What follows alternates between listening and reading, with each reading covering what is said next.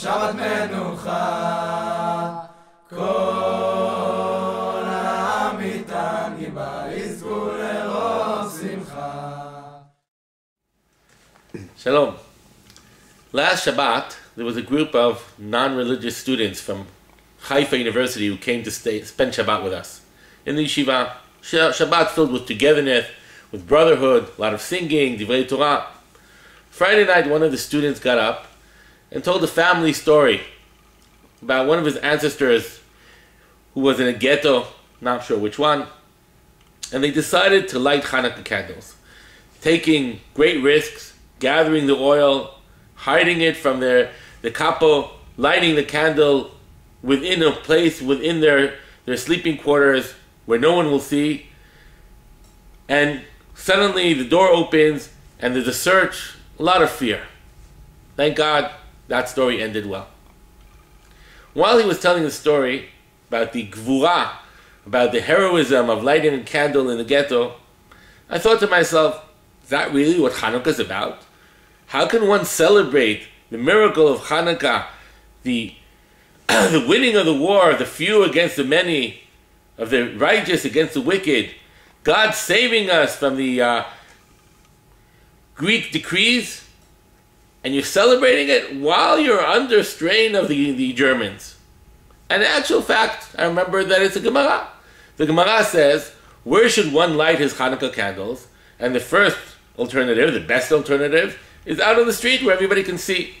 But the Gemara says, if it's a time of danger, if you can no longer go outside and light because it's too dangerous, light inside, light on your table. Who will see it?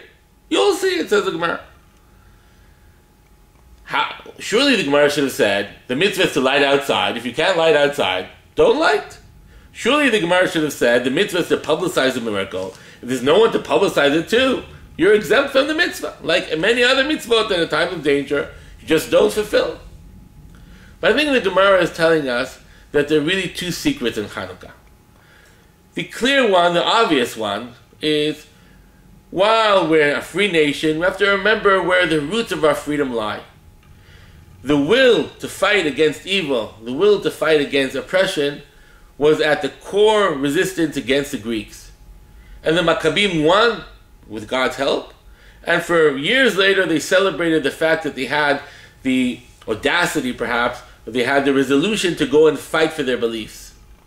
And year after year, while they're living in freedom of the Hashmonei reign, they remember that when this all started, and year after year they remember by lighting the Hanukkah candles that God helped them gain this freedom.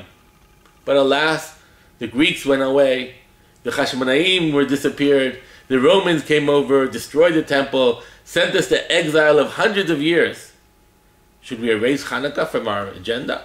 Should we no longer celebrate it because we no longer have the freedom that we're celebrating?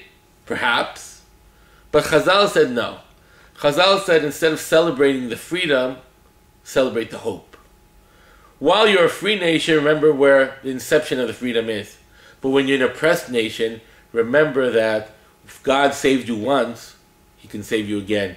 If God gave you freedom out of oppression once, while you are oppressed, remember that there's the light of freedom that can come again. And lighting Hanukkah candles in a ghetto, or lighting Hanukkah candles when you can't light it outside, is not reminiscent of freedom, but it's hope for freedom.